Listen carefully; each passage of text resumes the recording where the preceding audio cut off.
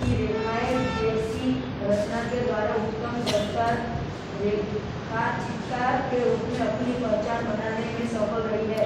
प्रयाग महिला विद्यापीठ की पाठशाला और गुरु के पद पर रहकर शिक्षा के क्षेत्र में अपने अनुमान योगदान दिया है। निहर, रश्मि, गिरिजा, श्यामगीत, कृषिका, अतीत के चलचित्र और स्मृति के रेखाएं आदि आपकी बहुचित्र एवं लोकप्रिय रचनाएं हैं। यहाँ रानी नामक एक बड़ी उनके दो साथी मिथियोलॉजी के साथ आई है। स्मिथ है जिसका बड़ा मार्मिक और भावुकतापूर्ण शैली में चित्र अंकित किया है। ऐसा लगता है यह नेता, यह कुत्ती और यह घोड़ी हमारे सामने ही है। पशु, पंछी और निर्दोष भोले ऐसे प्राणियों के प्रति महादेवी जी का स्नेह और प्रेम झलकता नजर आता है। महादेवी वर्मा का नाम सुना है आप लोगों ने? बहुत बड़ी जो है लेखिका, महादेवी वर्मा बहुत बड़ी लेखिका है और उनको पशुओं से बहुत प्रेम है। उनकी जितने भी लेख मिलेंगे आपको, जिमनी मिलेगी, जो भी स्टोरी मिलेगी वो पशुओं पर ही आधारित है। इसमें रानी, आपको रानी नाम सुनकर के ऐसा लग रहा होगा कि कोई भी स्टोरी जो है रानी जो है राजमहल की रानी वगैरह से रिलेटेड है, ऐसा नहीं है। यहाँ पे एक घोड़ी है जिसका नाम रानी है, तो रानी जो है उसका नाम रखा गया है। और महादेवी वर्मा जो है, देखिए महादेवी वर्मा जी अपनी बचपन की आत्मकथा यहाँ बता रही है। बचपन के समय में उनके घर में एक घटना घटी थी, उस घटना के बारे में बता रही है। चलो अभी स्टार्ट करो आगे। रियासत होने के कारण इंदौर में शानदार घोड़ों और सवारों का अद्भुत था। इसी अतिरिक्त हम अंग्रेजों के बच्चों को छोटे टट्टुओं या सफेद गधों जिसकी जाति के संबंध में रामा ने हमारा ज्ञानवर्धन किया था पर वीडियो देखते थे। रामा की कहानियां सुने तो राजा अपराधियों को गड्ढे पर चढ़ाकर देश निकाला देता था। इन गधों पर बैठकर प्रसन्नता से घूमते देखकर विश्वास करना कठिन था कि इन्हें दंड मिला है। रामा के पास हमारी जिज्ञासा का समाधान है। एक मिनट, रामा जो है ना इनका पुराना नौकर है। तो ये रियासत यानी जो राज्य है, कहाँ का? इंदौर। इंदौर की रियासत में उस समय शानदार घोड़ों का आधिक्य था। घोड़े लोगों का ये शौक़ था कि घोड़ों पर चढ़ कर के, जैसे अभी यहाँ पे शौक़ एक बड़ी बड़ी गाड़ियों का है, जितने लोगों के पास बड़ी बड़ी गाड़ी है उतने ही वो पैसे वाला इंसान माना जाता है। उस ज़माने में जिनके पास जितने घोड़े हैं और जो नस्ल के घोड़े हैं, अच्छे अच्छे नस्ल के घोड़े, उनको जो है बहुत पैसे वाला धनी माना जाता है। तो उस समय उनकी बहुत अधिकता थी। इसके अतिरिक्त अंग्रेज जो के लोग थे वो छोटे टट्टू भी एक घोड़े का प्रजाति है। आप लोगों ने कभी जो है वैष्णो देवी गए हो तो वहाँ पे जो है ना टट्टू घोड़े का ही है, गधे की तरह प्रजाति है। टट्टू बच्चे नहीं होते हैं वो, इनकी जो है ऊंचाई गधों की तरह होती है लेकिन बहुत बड़े होते हैं। गधे क्या होते हैं? छोटे छोटे होते हैं, वो बहुत ऊंचे ऊंचे होते हैं टट्टू। तो वहाँ पे टट्टू की सवारी लोग जो है जो नहीं चल सकते हैं उनको पीठ पर लाद करके उनके ऊपर बिठा करके टट्टू उनको अपने प्लेस तक पहुँचाता है और ये सामान ढोने का भी काम करता है। तो इन लोगों ने अपने टट्टुओं को रखा है और इसके बारे में उनका जो है नौकर रामा, वो उनको ज्ञान उसके लिए अर्जित करता रहता है। बच्चों को कोई भी जिज्ञासा होती थी या कोई भी क्वेश्चन पूछना होता तो तुरंत रामा के पास पहुंचते थे, तो रामा उनको उनके जा रहे सारे सवालों का जवाब देता है। इस तरह से रामा के पास उसके हर एक जिज्ञासा का समाधान था। इन्हीं विलायत में गधे पर बैठने पर जिस तरह से दंड दे दिया जाता है, कभी कभी जो है ना कोई दंडित होता है तो उनको गधे पर बैठा करके घुमाया जाता है। तो हमारे देश में ऐसा होता था कि गधों पर बैठ करके घुमाया जाता था या देश से निकाल दिया जाता है। लेकिन ये टट्टुओं पर अंग्रेज़ों के बच्चे बैठ करके ऐसे शान से बैठ करके चलते हैं कि विश्वास करना मुश्किल हो जाता है कि उनको देश से निकाला गया है या उतने प्रसन्न क्यों हैं। चलो आगे। इन्हें विलायत में गधे को बैठने का दंड देकर भारत भेजा गया है, क्योंकि वहाँ यह वाहन नहीं है। एक दिन हम तीनों ने बाबूजी को मौखिक स्मृति पत्र यानी ओरली बोलना, ओरली कोई चीज़ को याद दिलाना। तो बाबूजी जो है ना, महादेवी वर्मा जी के पिताजी है ना, उनके सामने उन बच्चों ने कुछ बोला था, तो वही मौखिक ही स्मृति पत्र यानी कि उनको याद दिलाना कि हमने आपको कुछ कहा था। मेमोरेंडम भैया कि हमारे पास छोटा घोड़ा न रहना अन्याय की बात है। यदि अन्य बच्चों के घोड़ों पर बैठने का अधिकार है तो हमें भी वह अधिकार देना चाहिए। बाबूजी ने हंसते हुए पूछा, सफेद टट्टू पर बैठोगे? तुम कहो के साथ है मसाल के उपरांत मैंने बबुआ होकर गंभीर मुद्रा में उत्तर दिया, सफेद टट्टू तो गधा होता है, इस पर बैठकर सजा दी जाती है। पता नहीं हमारे ज्ञान के बचत स्रोत रामा को बाबूजी ने डांटा, यहाँ नहीं। परंतु कुछ दिन बाद हमने देखा कि एक छोटा सा चॉकलेटी रंग का टट्टू आंगन के पश्चिम वाले बरामदे में बांधा गया है। बरामदा तो घोड़े बांधने के लिए बनाया नहीं गया था, अतः बाहर से टट्टू को लाने के लिए दीवार में एक नया दरवाजा लगाया गया और उसकी मालिश करने तथा खाने पीने घूमने आदि की उसकी देखरेख के लिए छोटा का साइज रखा गया। साइज का मीनिंग होता है जो घोड़ों की पूरी तरह से देखभाल करता है, उसको हम साइज कहते हैं। तो उसका नाम था अरे बोला खड़े हुए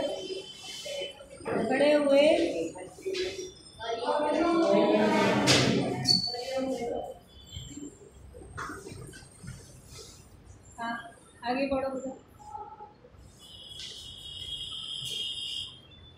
या चॉकलेटी कलर का, चॉकलेटी रंग का टट्टू अभी कोई नहीं खाएगा सबकी पेट के अंदर।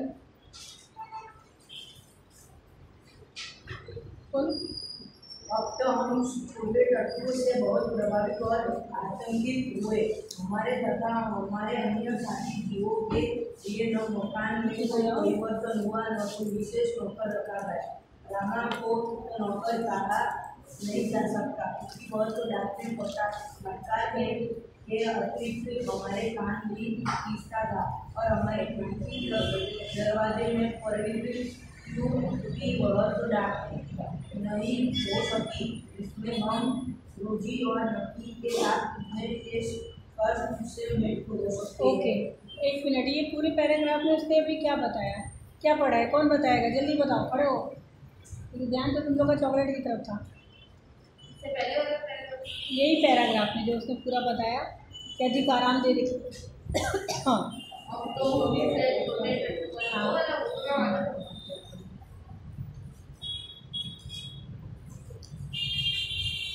अच्छा,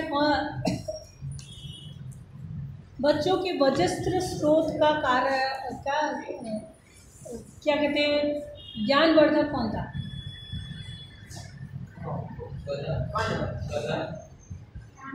रामा।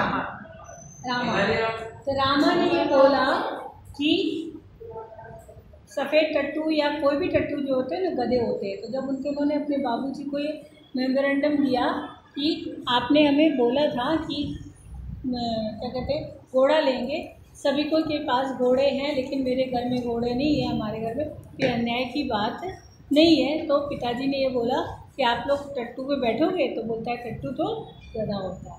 तो उनको पता चल गया कि रामा के द्वारा ही इन बच्चों को पता है कि टट्टू का मतलब गधा होता है। तो टट्टू की वजह से, इस गधे की वजह से रामा को डांट पड़ी कि नहीं पड़ी ये पता नहीं था बच्चों को। लेकिन कुछ ही दिनों के बाद जो है उनके बरामदे में चॉकलेटी रंग का एक टट्टू आके बन गया और उसको छुट्टन नाम का एक साइज भी रखा गया जो उसकी देखभाल कर रहा था। और वो लोग जो है देख करके डरे भी और खुश भी हुए बच्चे, तथा हमारे अन्य जीवों के लिए मकान में अब उनके पास निक्की और रोजी, निक्की जो है कौन है, एक नेवला है, रोजी कौन है, कुतिया है। ये दो जानवर भी उनके पास है, महादेव वर्मा जी के पास। उन्होंने ये सोचा कि ये दोनों जानवर के लिए कभी भी नया दरवाज़ा नहीं बनाया गया, नई जगह नहीं दी गई, ये हमारे साथ हमारे कमरे में ही खेलते हैं। लेकिन ये जो है टट्टू के आने के बाद तुरंत इसके लिए दीवार बन गया, दीवार पे बरामदे में जगह बना दी गई। और साथ में क्या रामा तो नौकर कहाँ नहीं जा सकता है, क्योंकि वो डांटने फटकारने के अतिरिक्त हमारे कान भी खींचता था। चल रोहन पढ़ो आगे।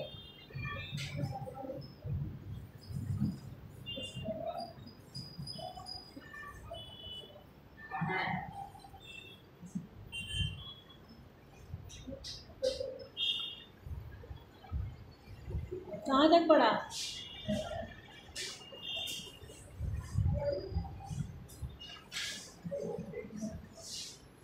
जिससे हम रोजी और निक्की के साथ घूमने के कष्ट से मुक्त हो सकते।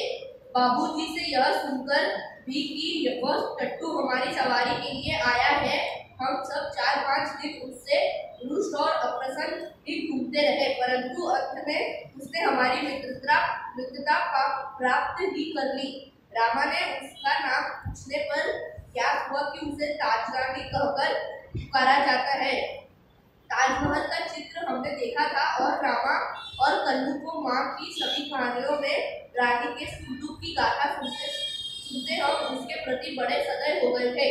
ताजमहल जैसे भवन की रानी होने पर भी यह वहाँ से कहानी की रानी की तरह निकाल दी गई है।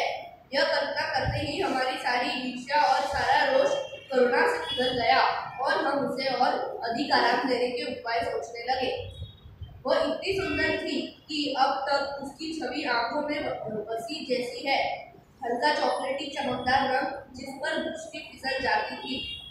खड़े छोटे कानों के बीच में माथे पर झूलती अयाल का गुच्छा, बड़ी काली स्वच्छ। अयाल का गुच्छा क्या होता है? बाल। हाँ, घोड़े पर देखा है बाल वाल होता है यहाँ पे, वही। और पारदर्शी जैसी आंखें, लाल नथुने जिन्हें फुला कर चारों ओर की गंध लेती रहती। उजले दांत और लाल जीभ की झलक देते हुए गुलाबी ओठों वाला लंबा मुंह जो लोहा चबाते रहने पर भी शिथिल नहीं होता था। ऊंचाई के अनुपात से पीठ की चौड़ाई अधिक है। सुडौल मजबूत पैर और सबल कुछ जो मक्खियां उड़ाने के क्रम में मूर्छल के समान उठती गिरती रहती थी। उस समय यह सब समझने की बुद्धि नहीं थी, परंतु इतने दीर्घ काल के उपरांत भी स्मृति पट पर वे रेखाएं ऐसे उभर आती है जैसे किसी अदृश्य स्याही से लिखे अक्षर अपनी किताब से प्रत्यक्ष होने लगते हैं। हम बार बार सोचते हैं कि वह कुछ और छोटी क्यों न हुई होती तो हम रोजी और निक्की के समान उसे भी अपने कमरे में रख लेते। रानी को अपने कमरे में ले जाना संभव नहीं था, अतः अस्तबल बना हुआ बरामद ही हमारा अराजकता का कार्यालय बना। बरामद घोड़े बांधने के लिए तो बना नहीं था, अतः उसकी दीवार में खुली अलमारी और कई आते दाग थे। मैं हमारे स्वच्छया विस्थापित और शरणार्थी खिलौनों का परिवार स्थापित होने लगा। रानी की गर्दन में झूल झूलकर, उसके कान और अयाल में फूल ठोस कर और उसको बिस्कुट मिठाई आदि खिलाकर थोड़े ही दिन में हमने उससे ऐसी मित्रता कर ली कि हमें न देखने पर वह अस्थिर होकर पैर पटकने और हिलाने लगती। फिर हमारी घुड़सवारी का कार्यक्रम आरंभ हुआ। मेरे और बहन के लिए सामान्य छोटे पर सुंदर जीप खरीदी गई और भाई के लिए चमड़े के घोड़े वाले ऐसे जीप बनवाए गए। जीन मतलब जो क्या कहते हैं, बैठने के लिए जो जगह घोड़ों पर बैठने के लिए जो नहीं बनाया जाता है सामान। हाँ, घोड़ा है, घोड़े पर बैठने के लिए जो गद्दी बनाई जाती है उसको जीन कहते हैं। तो उसमें वहाँ पे उसकी बहन के लिए सामान्य और उनके भाई के लिए चमड़े से घेरे वाली जीन बनाई गई जिसमें बच्चे गिरे ना। उससे संतुलन खोने पर भी गिरने का भय नहीं था। बाहर के चबूतरे पर खड़े होकर हम बारी बारी से रानी पर आरूढ़ होते और छुटकर साथ दौड़ता हुआ हमें घुमाता। सवेरे भाई बहन घूमते और स्कूल से लौटने पर तीसरी पहर या संध्या समय मेरे साथ यह कार्यक्रम दोहराया जाता। परंतु तुम्हारी कहाँ पढ़ रहा है ये बताओ तो प्लीज। पर ध्यान कहाँ है तुम्हारा भी? पढ़ कहाँ रहा है वो बताओ।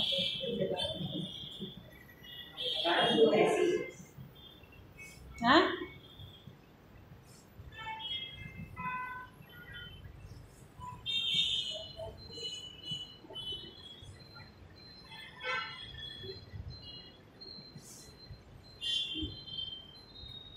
मैत्र मंत्रा बताओ कहाँ पे पढ़ा है?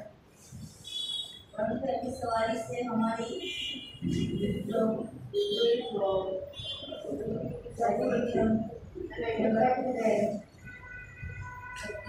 बैठो। क्लास में ध्यान क्यों नहीं है तुम लोग का? क्यों इधर उधर ध्यान रहता है तुम्हारा? क्यों तुम्हारा ध्यान भटकता है? जब यहाँ पे रीड करवा रहे हैं, आरूढ़ का मतलब क्या होता है बताओ? आरूढ़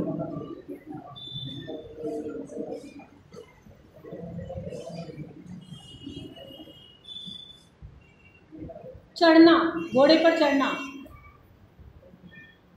चलो बेटा कंटिन्यू। परंतु ऐसी सवारी से हमारी विद्रोह प्रकृति कैसे संतुष्ट हो सकती थी। अस्तबल में रानी की गर्दन में झूलकर तथा स्टूल के सहारे उसकी पीठ पर चढ़कर भी हमें संतोष न होता था।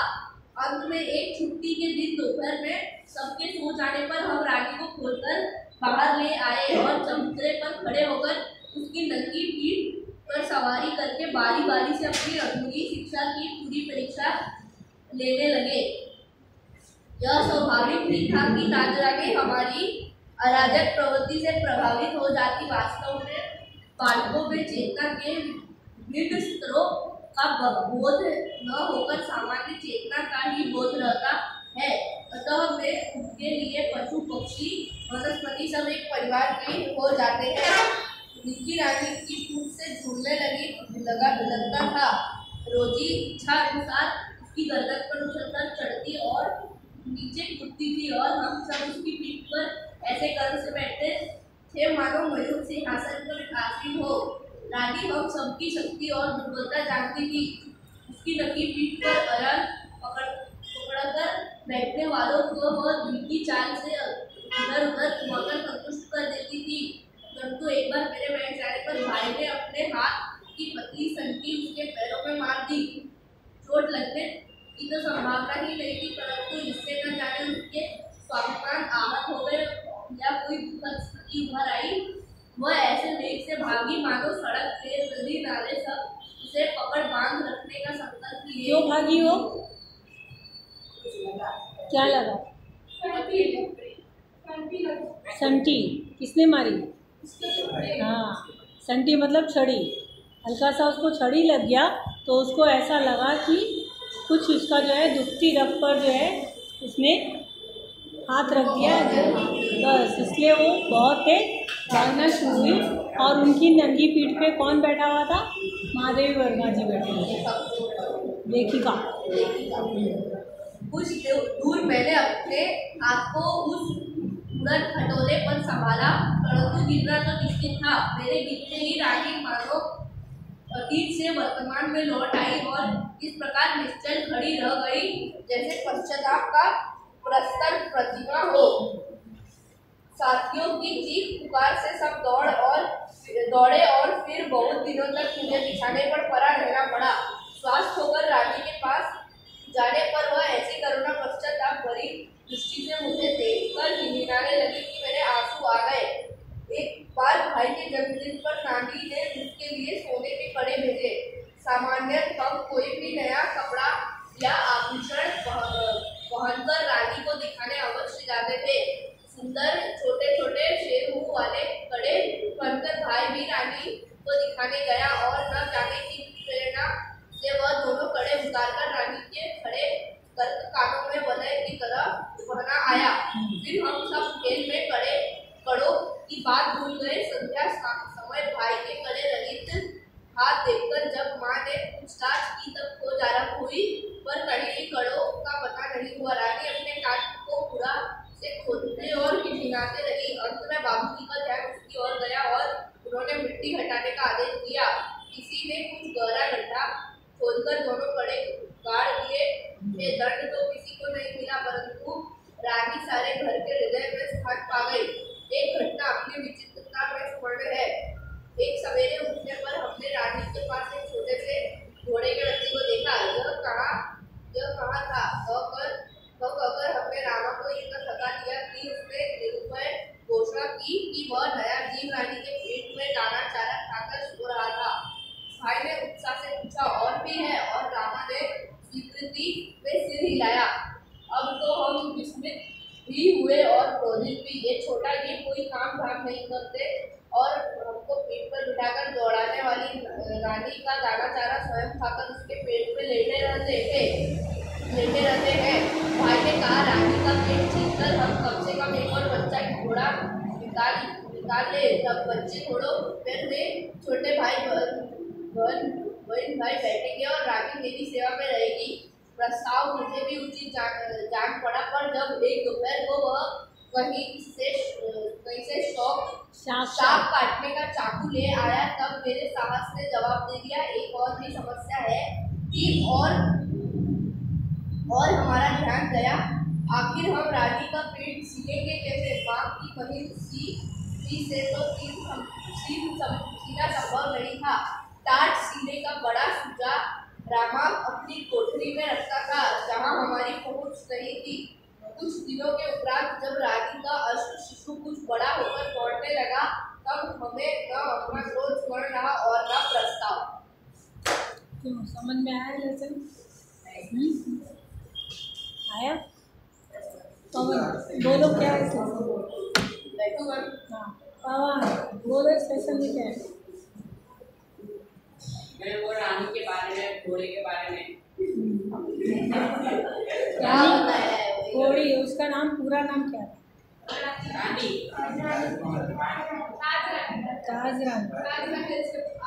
ताज रानी था।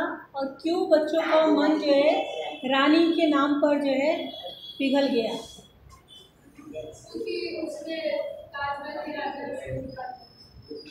ताजमहल तो उन्होंने कभी नहीं देखा, लेकिन राजा रानी की कहानियाँ रामा से और अपने और घर के नौकरों से सुनते रहते थे। तो रानी का जो है ना, उनके मन में ऐसा पटल होता था कि रानी बहुत दुखी चीज़ है, बहुत क्या कहते हैं, उसको घर से निकाल दिया जाता है, राजमहल से निकाल दिया जाता है, तो बहुत करुणा भरी जो है पात्र है। तो ये रानी नाम सुनकर ही उन बच्चों का मन जो है रानी जो है उसके घोड़े की तरफ आकर्षित हो गया, रानी नाम से। रानी कौन सी साहित्यिक विद्या है? बोलो। रेखा चित्र। ओके, लेखिका ने रानी के अलावा और कौन कौन से चरित्र लिए हैं?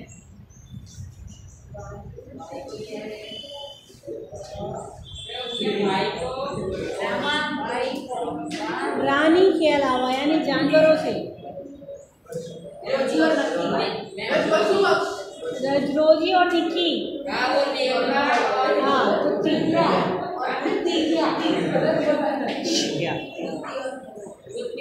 लड़कों ने स्मृति पत्र में किस अन्याय की बात लिखी थी? लड़कों ने स्मृति पत्र में किस अन्याय की बात लिखी थी? कि हमारे पास एक छोटा घोड़ा होना चाहिए। हाँ, के पापा ने उन्होंने बोला कि टट्टू को सवाल टट्टू चलेगा, तो उन्होंने बोला टट्टू जो है कौन